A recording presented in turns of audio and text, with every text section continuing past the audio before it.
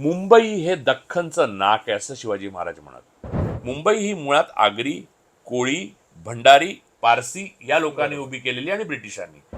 म्हणून गोडसेने मारताना गांधीजींना मारले, जिनांना नाही मारले. महाराष्ट्राचे मराठी नसलेले मराठी मुख्यमंत्री म्हणून फडणवीसांचं नाव घ्यायला लागेल. जेव्हा न्यूरेमबर्ग सारखी ट्रायल होईल ना या लोकांची, तेव्हा सभापती लाईफ इम्प्रिझनमेंटला जाणार. तर शहा गुंडगिरी करतायत बोलताना, पण दादागिरी करतो तो राज्य करतो.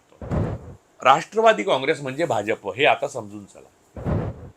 मोदीजींचं काम पंतप्रधान पद चालवणं आहे की त्रिशूळ घेऊन डमरू वाजवणं आहे. ओवेसी ही भाजपची गरज आहे आणि भाजप ही ओवेसींची गरज आहे. नमस्कार, मी प्रशांत कदम. 2026ची मुंबई महानगरपालिकेची निवडणूक ही निवडणूक केवळ मुंबईची नाही आहे, तर या निवडणुकीकडे संपूर्ण देशाचं बारकाईनं लक्ष लागलेलं आहे. कारण या निवडणुकीमध्ये नेमकं काय होतंय याच्यावरती पुढच्या बऱ्याच घडामोडी ज्या आहेत त्या अवलंबून असणार आहेत. शिवसेनेमध्ये याच्या आधीसुद्धा बंड झालेला आहे, पण यावेळच्या बंडानंतर ठाकरेंच्याकडं ही महानगरपालिका राहते का या प्रश्नाचं उत्तर या निकालामधनं कळणार आहे. आणि सोबतच भाजप ज्यावेळी देशात सत्तेत आहे, राज्यात सत्तेत आहे, त्यावेळी मुंबई महानगरपालिकेकडं त्यांचं लक्ष आहे आणि ती त्यांना मिळवता येणार का. या संपूर्ण निवडणुकीमध्ये शेवटच्या 48 तासामध्ये मराठी अस्मितेच्या दृष्टीनं अदाणींचा मुद्दासुद्धा राज ठाकरेंनी उपस्थित केला. आणि मराठी माणसाचा आत्ताच्या काळातला शत्रू कोण असेल तर तो उद्योगपती गौतम अदाणी यांच्या रूपानं जी काही मोनोपॉली तयार झालेली आहे देशामध्ये, महाराष्ट्रात आणि मुंबईमध्ये, याच्याशी आपल्याला लढायचं आहे हा मुद्दा त्यांनी सभेमध्ये उपस्थित केलेला आहे.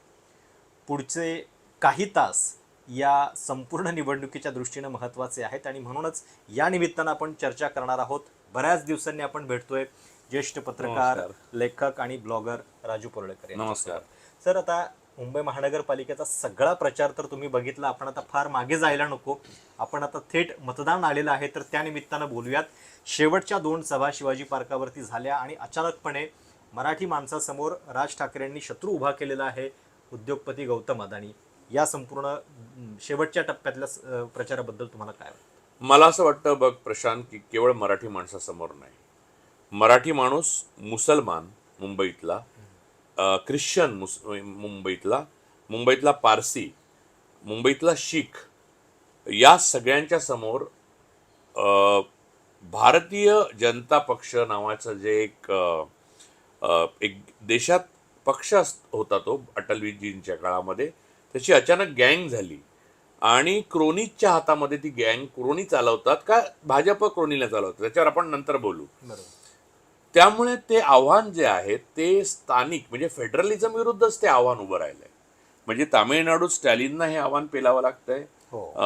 लक्षात घे, बंगालमध्ये ममता दिदींना आव्हान पेलायला लागतंय आणि महाराष्ट्रात मराठी माणसाला. तुला साधी गोष्ट सांगतो, हे लोढा अँड कंपनी जे आहेत, म्हणजे तुम्ही आत्ता फक्त गौतम अडाणींचं नाव घेतलं. गौतम अडाणींनी अजून असं कधी केलेलं नाही, मला माहीत नाही आहे. पण लोढांचं नाव घ्या किंवा जैन लोकांचं नाव घ्या, छोटे छोटे घाटकोपर घ्या, माटुंगा घ्या, तिथे यांची मस्ती एवढी वाढलेली आहे की नॉनव्हेज, तुला ते डीपीज कॉर्नर माहिती आहे, आपण रुईयामध्ये मी रुपारेलला जायचो आपण. नॉनव्हेज नावाची गोष्ट ते तिथे टिकू देत नाही. त्यांच्या बापाची आहे का मुंबई? मुंबई ही मुळात आगरी, कोळी, भंडारी, पारसी या लोकांनी उभी केलेली आणि ब्रिटिशांनी. हे सगळे नॉन व्हेजिटेरियन आहेत. जर तुम्ही आमच्या किचनमध्ये शिरणार तर आम्ही तुमच्या घरामध्ये शिरणार. ही मुंबईची लढाई आहे. त्यामुळे तुला लक्षात घे की मी पहिल्यांदा आणि शेवटला माणूस आहे आणि त्यानंतर जर कोण असेल तर मराठी माणूस आहे. मधलं भारतीय आणि हे सगळं हिंदू आणि ब्राह्मण बिमण हे सगळं मी धरत नाही. मी फक्त 2च गोष्टी, कारण माझी मातृभाषा मराठी आहे. बरोबर. तर मूळ मुद्दा हा आहे की मला अनेक आक्षेप आहेत महाराष्ट्र नवनिर्माण सेना आणि शिवसेनेबद्दल. ते वेळोवेळी मी लिहिलेले पण आहेत.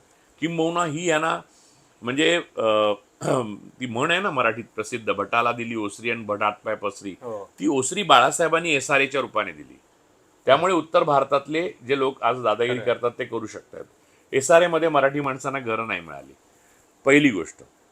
दुसरी गोष्ट, बाळासाहेबांच्या काळामध्ये जैन लोक अरे बालासाहेब बालासाहेब करत पाया पडायचे आणि बिल्डिंगा उठवल्या, तिथे मराठी माणूस बाहेर पडला. पण आज ही मुद्दा पुन्हा उगाळण्याची वेळ नाही.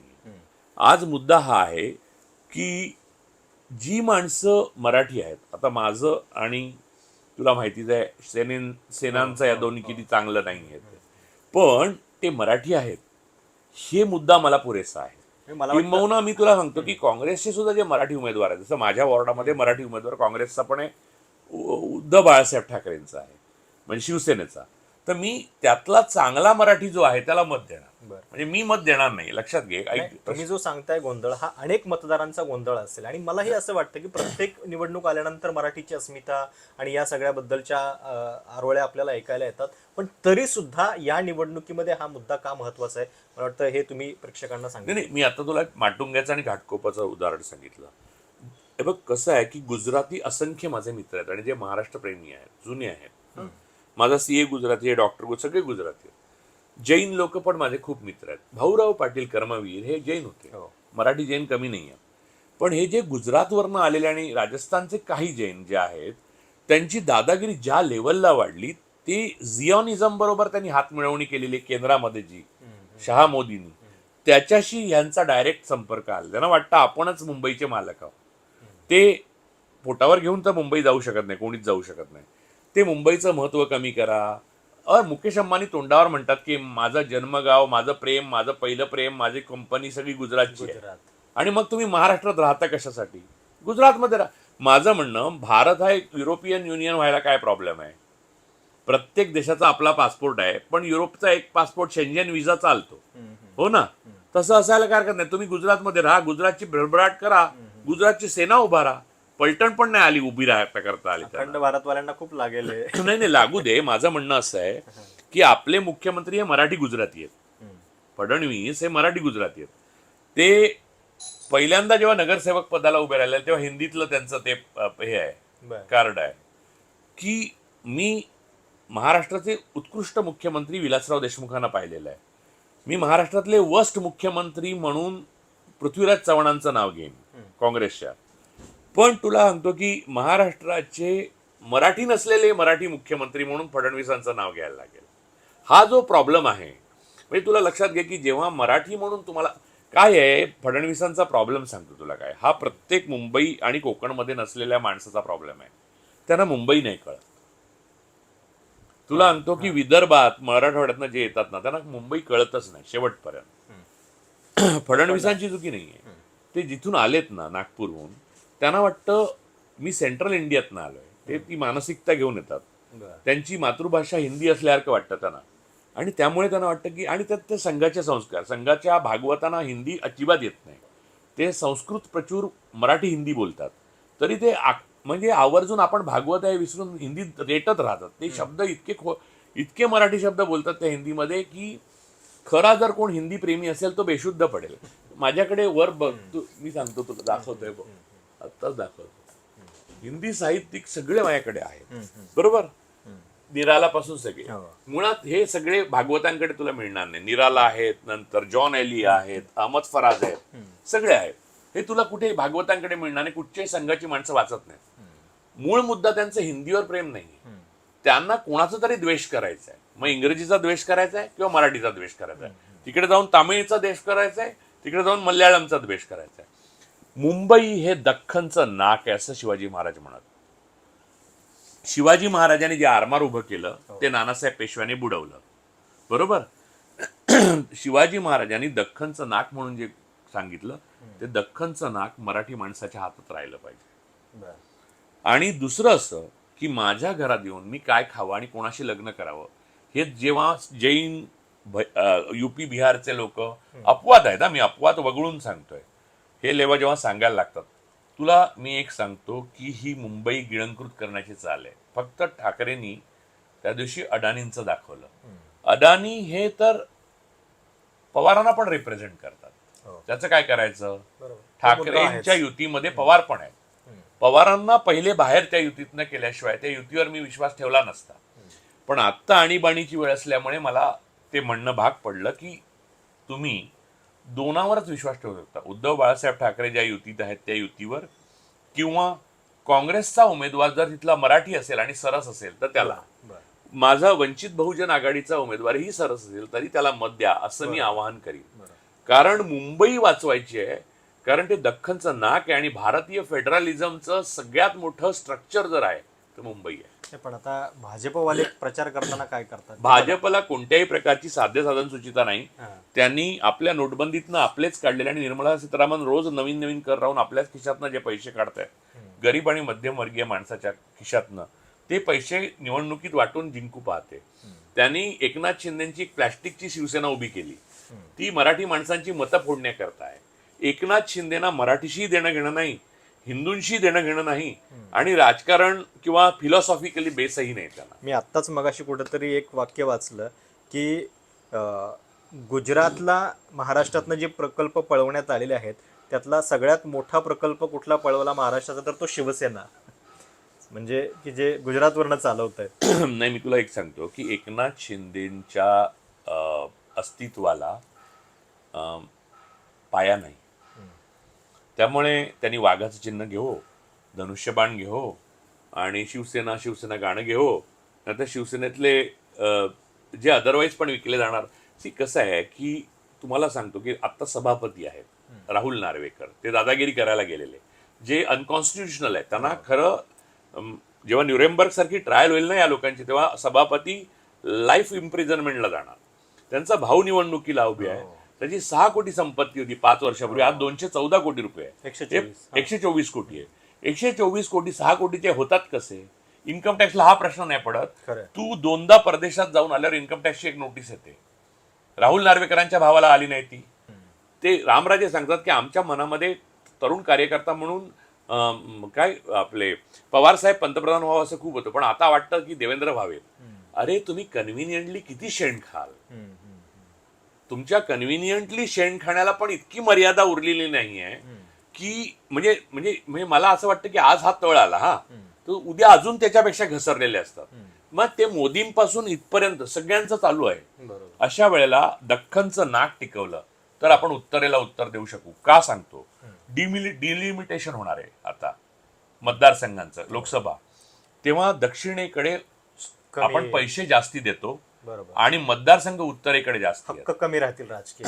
हक्क कमी म्हणजे राज्यपाल नावाची संस्था असंवैधानिक रीतीने मोदींनी वापरून ह्या भारतामध्ये संपूर्ण सगळ्या फेडरल राज्यांवर स्वतंत्र आणि ज्यांना स्वतंत्र युनियन ऑफ इंडियाचं अपमान केलेला आहे. त्या राज्यांना स्वतःचे हक्क जर मिळवायचे असतील तर मुंबई ही प्रत्येक मुंबईतल्या तामिळला मुंबई मराठी माणसाकडे ठेवली पाहिजे. मुंबईतल्या प्रत्येक दख्खनी माणसाला, मग मल्याळी असो मग कन्नड असो, सगळ्यांनी ठरवलं पाहिजे की ही मुंबई मराठी माणसाकडे राहिली पाहिजे. जोपर्यंत ती तशी राहणार तोपर्यंत दख्खन अबाधित आहे.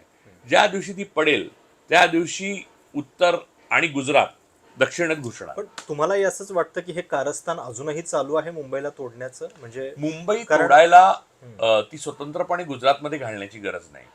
आता कसं आहे, गोळा असतो ना गोळा, तो लाटणं आणि पोळपाट घेऊन सपाट करतात, तसं भारत सपाट करायला घेतलाय त्यांनी. मधली फेडरलची जी लाईन आहे तीच नष्ट करतायत. मग भागवत एक बोलतायत, शहा दुसरं बोलतात. शहा गुंडगिरी करतायत बोलताना. शहा जे पत्रकारांच्या प्रश्नांना उत्तर देतात ना ते तुम्ही बघाल तर तुम्हाला लाज वाटेल की हे मनुष्य गृहमंत्री आहेत आपले. कारण हो गया बैठो. अरे तुम्ही लोकांचे प्रतिनिधी आहात आणि जगासमोर तुम्ही भारताचे गृहमंत्री पण लोकांचे असतात. नाही, आणि माझ्या घरचे प्रश्न आहेत का मी घेऊन आलोय, तर तुम्ही ज्या पद्धतीने उत्तर देता तुम्हाला अभिमान गुजरात पासून आहे, तुम्ही गुंड आहात, त्याच्याबद्दल आम्हाला काही आक्षेप नाहीये. कारण आम्ही दुर्भाग्य आहे आमचं की आम्हाला तुम्ही गृहमंत्री म्हणून लाभला. परंतु सगळ्यात महत्वाची गोष्ट अशी की तुम्ही हे बोलता तेव्हा संपूर्ण देशाची लॉ अँड ऑर्डर बिघडते.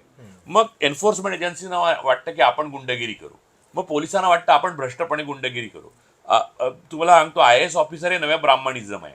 ते सगळे पैसे परदेशात ठेवलेत. तुला सांगतो की महाराष्ट्राचे जे दीपक पवार भांडतात ना मराठी शाळांसाठी, जे IAS ऑफिसर समोर बसतात त्यांची पत्न्या म्हणजे त्यांची कुटुंब ही कुठच्या युरोपियन देशात सेटल झाले ते चेक करावं त्यांनी, म्हणजे त्यांना कळेल ते उर्मटपणा का करू शकतात. रिटायर झाले की पळणार ते, जसे राजीव कुमार पळाले. तर मूळ मुद्दा हा आहे की हा जो देशद्रोह आहे याला रोखण्यासाठी कुठेतरी सुरुवात व्हायला पाहिजे. बंगालने आपल्या परीने सुरुवात केली आणि जगामध्ये इतिहासात हे लिहिलेलं आहे की भारतामध्ये जे जे झालं ते 3 राज्यात झालं, बंगाल, महाराष्ट्र आणि पंजाब. पंजाब बरोबर. बाकी सगळी राज्य निद्रिस्त असतात. यावेळेला आश्चर्यकारक रीतीने तामिळनाडू पण आहे. बरोबर. पण म्हणजे आता जेव्हा आपण मराठी लोकांसाठी मराठी अस्मितेचं हे आवाहन करतोय, टक्केवारी गणित काय सांगतात? आता मराठी टक्का मुंबईमध्ये किती उरलेला आहे? मराठी त्या जोरावरती हे होऊ शकेल? सर, जैन किती टक्का आहे? ते दादागिरी करू शकतात ना, त्यांच्यापेक्षा मराठी जास्त आहे. पॉवर इन्फ्लुएन्स, पॉवर इन्फ्लुएन्स काही नाही. जो दादागिरी करायचा ठरवतो तो दादागिरी करतो. ते आहे. तुला मी सांगतो की शिवाजी महाराजांकडे किती सैनिक होते. हे इतिहासापासून आतापर्यंत तुला लक्षात ठेव की जास्त सेना आहे, जास्त माणसं आहेत, जास्त मतदान होत आहे. अरे खरं तर 67% मतदान, आपलं 63% मतदान मोदींच्या विरोधात होतंय भारतात. 240च जागा मिळाल्यात, त्यांच्यापेक्षा विरोधकांना जास्त जागा मिळाल्यात. पण दादागिरी करतो तो राज्य करतो. त्यामुळे मराठी माणसाची दादागिरी महाराष्ट्रात चालणार, मुंबईत तर चालणारच चालणार, आणि हेच व्हायला पाहिजे. मी अहिंसावादी आहे, पण मी तुला सांगतो की जे आज आमच्या किचनमध्ये घुसले त्यांच्या उद्या लोक घरात घुसणार. पण त्या आणि हे मी थांबवू नाही शकणार. मी गांधीजी नाही आहे. माझी इच्छा आहे गांधीजींच्या मार्गाने थांबावं, पण ते थांबणार नाही. त्यांनी जे केलं त्याचे कॉन्सिक्वेन्सेस त्यांना मिळणार. अगदी खरंय. हे जे तुम्ही संकट सांगताय की गुजराती लोक वरून उत्तर भारताचं राजकारण दक्षिण भारतावरती, अरे ते कृपाशंकर सिंग सांगतो. हो. मी एक मिनिट कृपाशंकर सिंगचं बोलतो की आम्ही उत्तर भारतीय जास्तीत जास्त निवडून आणू आणि आम्ही उत्तर भारतीय महापौर बनवू. त्या कृपाशंकर सिंगची माझ्याकडे इथे एक 10-12 पॅन कार्ड एका माणसाची होती. तो एक माणसाला विकत घेत गेलाय मनुष्य. तेव्हा तो शेवटी काहीच केल्यावर भ्रष्टाचार आपला दबला जात नाही म्हटल्यावर भाजपत गेला. तो कृपाशंकर सिंग. ज्या माणसाचे आंबे गांधी फॅमिलीला दर आठवड्याला जायचे, तो मनुष्य बीजेपीत गेला आणि सांगतो उत्तर भारतीय आणू. त्या माणसाची जी भ्रष्टाचाराची फाईल आहे ना, ती काढली जर आजही तर त्याचं अख्खं कुटुंब तुरुंगात जाईल आणि ते कधीच बाहेर येणार नाही. खरं नाही. इन्कम टॅक्सला हे दिसत नाही, ईडीला हे दिसणार नाही, कारण तो भाजपात गेलाय. अगदी खरं. भाजप ही एक मलनिस्सारण सेवा आहे. आणि त्याच्यामध्ये हे सगळे लोक दिसतात. नावातच आलं ना, मलनिस्सारण सेवा. एक मुद्दा हा होता की जे तुम्ही आता संकट सांगताय, मग त्या दृष्टीनं 2 ठाकरे एकत्रित आले, आपले सगळे मतभेद विसरून. हे त्यांनी योग्य केलं, योग्य वेळ साधली. मी तुला एक सांगतो, माझा मुद्दा ठाकरेंचा नाही. माझा 2 ठाकरे एकत्र आले का काय, मी माझा लिहित असतो, त्याच्यात तू वाचू शकतो. ते एकत्र आले ते नाही. मला मराठी माणूस जिथे जिथे उमेदवार उभा आहे तो जास्ती करून उद्धव बाळासाहेब ठाकरे आणि महाराष्ट्र नवनिर्माण सेनेचे आहेत, काँग्रेसचे मराठी उमेदवार आणि वंचित बहुजन आघाडीचे. त्या मराठी माणसांना निवडून आणलं पाहिजे आपण. या मताचा मी ठाम आहे. आणि हे पॉलिटिकल मत आहे. लोकांना वाटेल की राजू परुळेकर हे जर्नलिस्ट असून साईड कशी घेतात, तर असा जगामध्ये जर्नलिस्ट जो असतो, जो साईड घेत नाही, त्याला भक्त म्हणायला पाहिजे. ही साईड माझी साईड आहे, ही साईड ठाकरेंची नाही आहे. ही मी माझ्यासाठी गार्डिंग करतोय. मला मासे खाता आले पाहिजेत, कोळ्यांच्या जमिनी उठल्या नाही पाहिजेत, मच्छी मार्केट जे माहीमचं आहे ते उठलं नाही पाहिजे, फडणवीसांना वाटलं म्हणून उठलं नाही व्हायला पाहिजे, नाशिक हातातनं गेलं तपोवनची झाडं तुटणार. हे सगळं वाचवण्याकरता ही माझी बाजू आहे. जोपर्यंत मराठी माणूस जिवंत आहे तोपर्यंत दख्खनचं नाक टिकून आहे. ज्या दिवशी दख्खनचं नाक तुटेल त्या दिवशी मल्याळम, कन्नड, तमिळ कोणी आपली अस्मिता टिकवू शकत नाही. आणि ते नाक मुंबई आहे. राहिला तुम्ही गौतम अडाणींचा विषय घेतला. गौतम अडाणीचं जे साम्राज्य राज ठाकरेंनी दाखवलं ते काही 2026 पर्यंत त्यांना माहित नव्हतं का? अचानक कळलं का? ह्या सगळ्या लोकांना, ह्या सगळ्या राजकीय पुरुषांना गौतम अडाणींचा 2014 पासूनचा इतिहास, प्रत्येक टप्पा होता ना, 15 साली झाला, 16 साली झाला, 17 साली. लक्षात घ्या की गौतम अडाणी हे फक्त रिप्रेझेंट करतात. त्यांच्या मागे पवार आहेत, त्यांच्या मागे मोदी आहेत. आणि एवढे पैसे बीजेपी खर्च करू शकते त्याचं कारण कोणतरी तिथे हमाली करतोय, ते गौतम भाई आहेत. त्यामुळे त्यांचे मित्र जे आहेत ना ते त्यांच्याबद्दल नेहमी चांगलं बोलतात. त्याचं एक मुख्य कारण हे आहे, तुम्ही नीट जाणून घेण्याची गरज आहे. म्हणजे अनेकांनी फोटो टाकले राज ठाकरेंबरोबर गौतम अडाणी. गौतम अडाणींबरोबर राज ठाकरे असण्यात काही चूक नाही. तुम्ही पण असायला. रॉबर्ट वाड्रांचा फोटो आहे गौतम अडाणी बरोबर. ते जर चूक करत असतील तर कायदा शिक्षा देईल त्यांना. कायदा जर काम करत नसेल, मोदींनी तो ब्लॉक केला असेल आणि देशोदेशी फिरून मोदी बिझनेस आणत असतील, तर असं कोणी पंतप्रधान दुसरे उद्योगपतीसाठी आणत नाही, एक्झॅक्टली. तो स्वतःसाठी आणतो. काल सुद्धा जे काउंटर महायुतीच्या सभेत फडणवीसांनी केलं, इंडिया अलायन्सच्या लोकांचे आणि गौतम अदानी. नाही, माझं हाच म्हणणं आहे. विजयन साहेब या म्हणजे विशाखापट्टणम एअरपोर्ट पण अदानींनी केलंय. सी, अदानींनी इन्फ्रास्ट्रक्चर मध्ये जे काही करतात ते नीट करतात. ते स्ट्रॅटेजिकली जे करतात ते पॉलिटिकल असतं, ते मोदी ठरवतात. पवारांनी अडाणींना एवढीच स्पेस दिली असती भारतात, पण काँग्रेसचं राज्य असल्यामुळे पवारांना ब्लॉक आला. पवारांना मोदी आल्यावर संधी मिळाली की आपण अडाणींच्या माध्यमात. अडाणी हे पुढचं म्हणजे ते पुढे शिल्ड घेऊन आपण पुढून मागून जातात ना, ते सैनिक तसे आहेत. तर अडाणींना जर तुम्ही बोलणार असाल तर ते तसा अन्याय होईल. पहिली गोष्ट, अन्याय यासाठी होईल की तुम्ही उरलेल्या 2/3 बोलत नाही.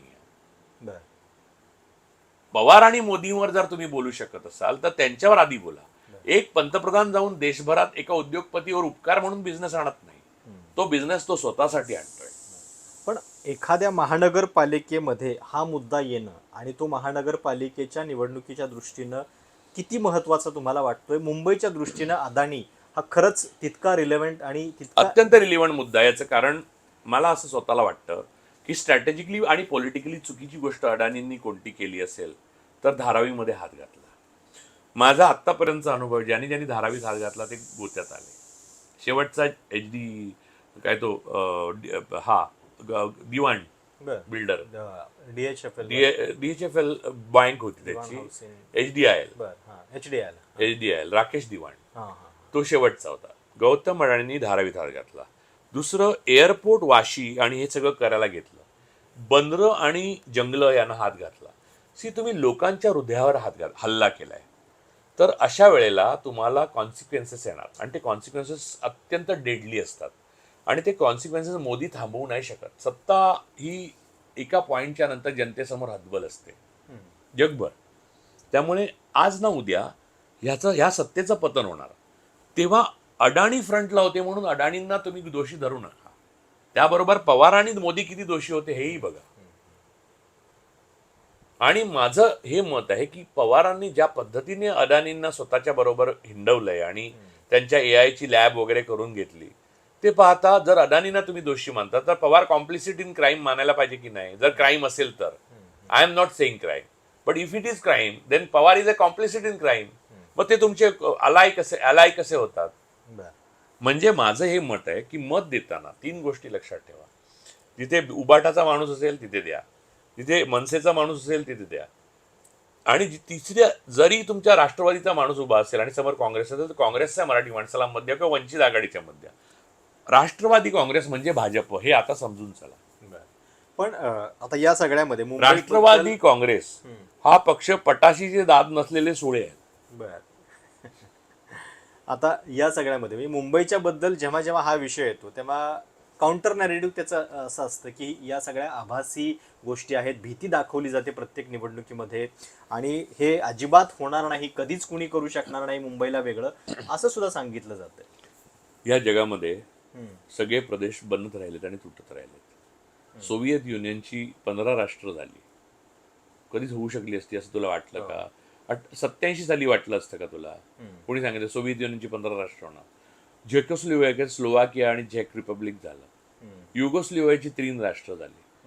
तर मोठं मुंबई काय मोठं हे घेऊन आलंय? तुम्ही जागरूक राहिला नाही तर भारतीय लोकशाही मोदी सारखे डमरू वाजवणारी माणसं गिळंकृत करू शकतात. मोदीजींचं काम पंतप्रधान पद चालवणं आहे की त्रिशूळ घेऊन डमरू वाजवणं आहे? This is not his work, this is not his job profile. तुम्ही धार्मिक असाल तर तुम्ही घरी असलं पाहिजे. नेहरू धार्मिक नव्हते का? इंदिरा गांधी धार्मिक नव्हते? इंदिरा गांधींच्या गळ्यात रुद्राक्षाची माळा होती, हो की नाही? नेहरूंनी गंगेमध्ये डुबकी लावलेली आहे, तेव्हा जानवं पण घातलेलं आहे. प्रॉब्लेम असा आहे त्यांनी मिरवलं नाही. मोदी त्रिपुंड लावून डमरू वाजवतात. ही गोष्ट इतर सर्व धर्मीयांवर ज्यांच्यावर ते राज्य करतात त्यांच्यावर अन्याय करणारी. उद्या मुस्लिम राष्ट्रपती अब्दुल कलाम झाले, ते 5 वेळा नमाज पडायला लागले असते जाहीर ठिकाणी जाऊन, चाललं असतं, तुम्ही ऍक्सेप्ट केलं असतं? किंवा शिखांची प्रार्थना जर मनमोहन सिंगांनी म्हटली असतं किती आरडाओरडा केला असता. भाजप ही हिपोक्रॅट पार्टी आहे. काल भाजपची मिटिंग चीनच्या कम्युनिस्ट पार्टी बरोबर झाली. कसले अर्बन नक्सल्स होत आहे तुम्ही कम्युनिस्ट पार्टी बरोबर मिटिंग का करताय? तुमची पार्टी लोकांना सांगितलं पाहिजे. देवेंद्र फडणवीस जे सांगतात अर्बन नक्सल कोणता नक्सल? इथे तुम्ही कम्युनिस्ट पार्टी माओच्या पार्टी बरोबर मिटिंग करताय. तुमची party you are in alliance with Chinese communist party which was founded by Mao Tsetung. Naxal कुठून आले बे तुम्हाला? नक्सल तर बारके लोक आहेत. खरंय. माओवादी होते ना ते. नक्सल म्हणजे माओवादी ना. तुम्ही माओच्या ओरिजिनल कम्युनिस्ट पार्टी बरोबर मिटिंग केली काल बीजेपीने. हे हिपोक्रॅट काय सांगतात अर्बन नक्सल आणि ग्रामीण नक्सल? त्या हिडीमाला मारला. तो हिडीमा नक्सल होता. त्याने 150 लोकांना मारले. अरे गोधऱ्यापासून आतापर्यंत किती लिंचिंग लोकांना मारलंय तुम्ही? आंतरराष्ट्रीय कोर्टामध्ये किंवा न्यूरेमबर्ग सारखी ट्रायल होऊन ह्यांना जेव्हा शिक्षा होतील ना तेव्हा ट्रायल होईल. ट्रायल आधी तेव्हा तुम्हाला यांचे गुन्हे कळतील. तुला अजून हिमनगाचा एवढा भाग माहिती आहे किंवा कोणालाच? खरंय. आणि मी तुला सांगतो की जेव्हा लोक अंबानी अडाणी म्हणतात ना तेव्हा त्याच्या मागे कोण आहे हे बघायला पाहिजे. त्याला डिफेंड पवार का करतात? त्याला डिफेंड मोदी का करतात? तुम्हाला सभागृहात सभापती बोलू का देत नाही? याचा अर्थ ते अदानी आणि अंबानी नाही आहेत. ते कोणीतरी दुसरे आहेत ज्यांना वाचवण्याचा प्रयत्न केला. ते शोधा आणि त्यांच्याविरुद्ध पॉलिटिकल लढाई लढा. पण आता आणि मी स्वतः सांगतो मी मतदान करणार नाही. माझा निवडणूक आयोगावर निवडणूक प्रक्रियेवर विश्वास नाही. मतदानावर कडकडीत बहिष्कार टाकावा असं माझं मत आहे. पण आता हे करतातच आहेत तर जे करणार आहेत मतदान त्यांना माझं हे सांगणं आहे. त्यामुळे माझ्या भूमिकेत मी बदल केलेला नाही. मतदानावर तुम्ही न बायकॉट करता करायचं. सांगणं लोकांना कसं कारण मी या निवडणुकीत ठरवलं. मी विधानसभा निवडणुकीत माझा पूर्ण अभ्यास झालेला आहे. चोरलेली आहे निवडणूक. लोकसभा इलेक्शन चोरलेलं आहे. म्हणजे ती तुमची तात्विक भूमिका आहे. नाही हा तात्विक भूमिका आहे. म्हणून मी अगोदर केलंय ना मतदान. मी लोकसभेत केलंय. माझा फोटो आहे. विधानसभेत केलं. मी त्यानंतर ठरवलं ज्या निवडणुका चोरल्या जातात जिथे फ्री अँड फेअर इलेक्शन नाहीत आणि लेवल प्लेइंग ग्राउंड नाही. ज्ञानेश कुमार सारखा निवडणूक आयुक्त हा जो ऍक्च्युअल क्राईम करतोय अगेन्स्ट कॉन्स्टिट्यूशन त्या परिस्थितीत मी मतदान करणं म्हणजे त्याच्या क्राईमला मी उत्तेजन देणं आहे. माझं सर्व पक्षांना आव्हान हे होतं विरोधी पक्षांना की बायकॉट द इलेक्शन. जर ते बायकॉट करत नसतील आणि लोक जर मत देत असतील तर त्यांना मी रिस्पेक्ट करतो. त्यांनी मत द्यावं तर काय द्यावं कोणत्या बेसिसवर द्यावं? तर हे दख्खनचं नाक आहे आणि ते प्युअर मराठी आहे या बेसिसवर द्यावं.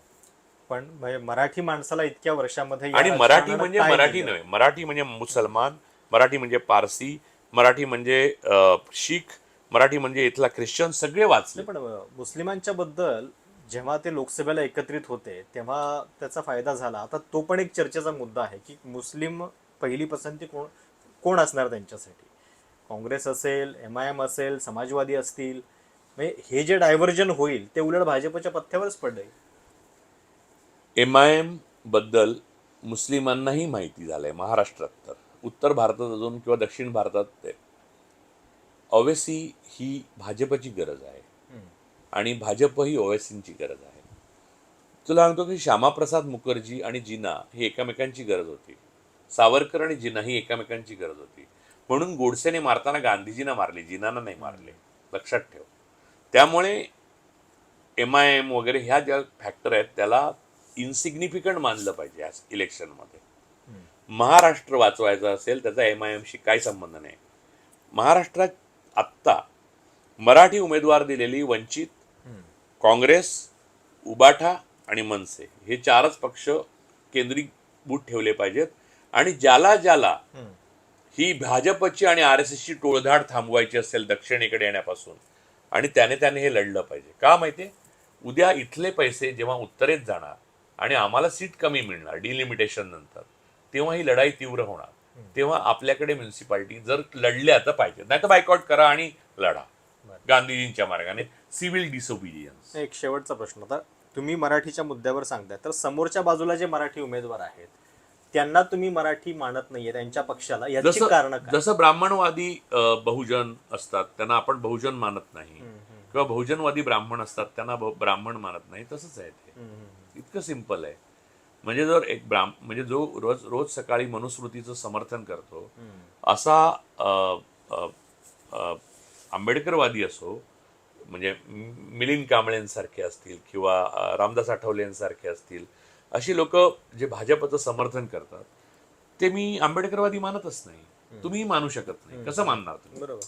तर त्या तुम्ही एकच काहीतरी समर्थन करू शकता ना. खरंय. त्यामुळे मराठी तो जो महाराष्ट्र मराठी भाषिक आहे हम्म. आणि इथला मूळ नागरिक पारसी, भंडारी, आगरी, कोळी हे लोक आहेत आणि इथल्या लोकांच्या खाण्याचा कुठेही काही खाण्याचा आणि लग्न करण्याचा हक्क बाधित आहे. इथल्या लोकांच्या स्थानिक संस्कृतीचा आदर करतात. त्या सगळ्यांना मी मराठी मानतो आणि ज्यांना मराठी भाषा येते. ज्यांना मराठी भाषा येत नाही आणि शिकण्याची इच्छा आहे असे अमिताभ बच्चन सारखे वृद्ध गृहस्थ असतील किंवा शत्रुघ्न सिन्हांसारखे माणसं असतील, यांना सुधारण्याची संधी तुम्ही देऊ शकता, पण त्यांच्यावर बँग नाही करू शकत तुम्ही. आता काय सुधारणार? आमिर खान स्वतः शिकला ना लिमिये सरांना हो. शिकवणी लावून. भागवतांसारखी माणसं मराठी का म्हणावी? ज्यांची मातृभाषा मराठी असून जिथे तिथे जाऊन हिंदीत बोलतात, तुम्ही मराठीत कधीतरी बोला की. तुमचं भागवतांचं मराठी पण आम्हाला ऐकायचं आहे, ऐकवा. पण मराठी लोकांचं हे जे स्वातंत्र्य आहे ज्याच्याबद्दल तुम्ही सांगताय, खाण्याचं असेल इतर सगळ्या गोष्टींचं, तर हे टिकवण्याचं अरे काम पण माटुंगा आणि घाटकोपर मध्ये घेट्टो केले आणि जिकडे तिकडे गुजराती बोर्ड पालघरमध्ये लावलेत. नाही, पण हे काय मग चाललंय चावटपणा? मराठी अस्मितेच्या तुला मी एक जोरावरती उदाहरण सांगतो. उभं राहिलेले जे पक्ष मी आहेत, तुला उदाहरण त्यांची जबाबदारी आहे नाही ना. नाही, ही जबाबदारी तर आहेच, पण कोर्टांची पण जबाबदारी. मी तुला सांगतो, मी भारतीय नागरिक आहे. माझ्यावर अदानींनी क्रिमिनल डिफमेशन केस गांधीनगरमध्ये केली. हो. त्याचा शेवट झाला. त्याचा शेवट झाल्यावर निकालाची प्रत मला आली, बरोबर? ती अख्खी गुजरातीत आहे. बर. मला गुजराती येत नाही, तर कोर्टाची जबाबदारी आहे की मला इंग्रजीत त्याचं ट्रान्सलेशन द्यावं. नाही देत. बर. मराठीत आपण पाठवलं तर तुम्ही इंग्रजीत देता. कशाला देता? फक्त गुजरातीत मिळाली ती. मी तुला प्रत दाखवतो. तिथं नियम आहे का असा गुजरातमध्ये? तिथे गुजराती सोडून कशाला किंमतच नाही असं आता मोदी शहा आल्यापासून त्यांना वाटतंय. अर्थात मोदी शहा त्यांना पण किंमत देत नाही, ती गोष्ट वेगळी. एखाद्या अपील म्हणजे अपील करत्यानं अक्युज होतो मी क्रिमिनल होतो त्या केसमध्ये. पण तुम्ही विनंती करून सुद्धा मिळाली नाही. मी विनंती केलीच नाही. बरं. मला बघायचं होतं की ही मला एकतर माझ्या ज्युरिस्डिक्शन मध्ये, म्हणजे मी लिहिलेले ट्विट्स, हे ज्युरिस्डिक्शन कुठचं आहे? मुंबई आहे. तर माझी केस इथे व्हायला पाहिजे. बरं. पहिला कायद्याचा नियम ज्युडिशरीने तोडला, तो मला ज्युरिडिक्शन नाही दिला. दुसरा नियम जो आहे त्याच्याबद्दल मी कशाला त्यांना सांगायला जाऊ? त्यांना नको कळायला. उद्या जेव्हा इतिहासात न्यूरेमबर्ग होईल ना, तेव्हा ह्या सगळ्यांना उभं केलं जाईल ना, तेव्हा हा मुद्दा मी आणणार आहे ऐरणीवर. प्रत्येक मुद्दा ऐरणीवर आणण्याची वेळ असते. आणि आपण जेव्हा मराठीत देऊ आणि ते भाषांतर मागतील गुजराती लोक पुढे, तेव्हा त्यांना सांगू मराठी शिका, नाहीतर गुन्हेगार म्हणून कितपत पडा. इंटरेस्टिंग गोष्ट आहे ही. म्हणजे गुजरात काय करते आणि महाराष्ट्रात काय चालू आहे. मुंबई महानगरपालिकेच्या निमित्तानं जे आवाहन राजू परुळेकर सर करतायत त्याच्याबद्दल तुम्हाला काय वाटतं? तुमची मतं त्याच्याबद्दलची आवर्जून कळवा. आणि खरोखर त्या दृष्टीनं ही निवडणूक जी आहे ती मराठी माणसाच्या दृष्टीनं सुद्धा निर्णायक असणार आहे. काय नेमकं होतंय त्याच्यामध्ये हे आपल्याला कळेलच. पण तुर्तास आपण इथं थांबूयात. तुमच्या सगळ्या सूचनांचं स्वागत आहे. धन्यवाद. एक गोष्ट मला सांगायची होती, बोलू का? ज्या सोसायट्यांमध्ये व्हेजिटेरियन खायला लावतात आणि नॉन व्हेजिटेरियनना राहू देत नाही, त्यांना या पुढच्या काळामध्ये भारतीय कोर्टाने न्याय दिला तर आंतरराष्ट्रीय कोर्टात खेचलं पाहिजे. It's a crime against humanity. खरं. माय लाईफ माय फूड. आणि तुम्ही जर असं वागणार असाल तर तुम्हाला या राज्यात तरी स्थान नसलं पाहिजे, कारण हे प्रागतिक राज्य आहे. म्हणजे ही गोष्ट आपण अशी सहजपणे मान्य करायला लागलेलो आहोत, हे चुकीचं मान्य आहे. नाहीच केलं पाहिजे. आणि लक्षात घे की ह्याच्यावर हिंसा हा उपाय नाहीये. गांधीजींचा सिव्हिल, मी उपोषणाला त्यांच्या सोसायटी खाली गांधीजी गुजराती होते, हा केवढा पॅराडॉक्स वाटतो आता. गांधीजींच्या आयुष्यातली एक गोष्ट सांगतो तुला मी. आभार परत एकदा मानतो लोकांचे. खान अब्दुल गफ्फार खान आणि त्यांचे पठाण साथी त्यांच्याकडे राहायला आले होते आश्रमात. 1000 होते. त्यांच्यासाठी राहण्याची व्यवस्था गांधीजींनी केली. एवढीच नव्हे तर सांगितलं की त्यांना रोज सकाळ संध्याकाळ नॉनव्हेज जेवण मिळाल्याची व्यवस्था करा. स्वतः हे गांधीजी होते. गांधीजी धार्मिक होते, पण कुठच्याही बुवा बाबा किंवा फोटो समोर ते पाया पडलेले तुला आयुष्यात दिसणार नाही. बरोबर. हा सर्वात श्रेष्ठ गुजराती माणूस होता, ज्याला आजही मी मानतो. आणि सर्वात श्रेष्ठ नसलेला गुजराती माणूस कोण आहे हेही तुला माहिती आहे. हे मी बोलल्यावर लोकांना सगळं कळणार आहे. त्यांना मत द्यायचं नाही. तर मला वाटतं या नोटवरती आपण थांबूयात. पुन्हा एकदा तुम्हा सगळ्यांचे आभार. आणि तुमच्या सूचना प्रतिक्रिया असतील त्या आवर्जून कळवा. चॅनल सबस्क्राईब करायला विसरू नका. धन्यवाद.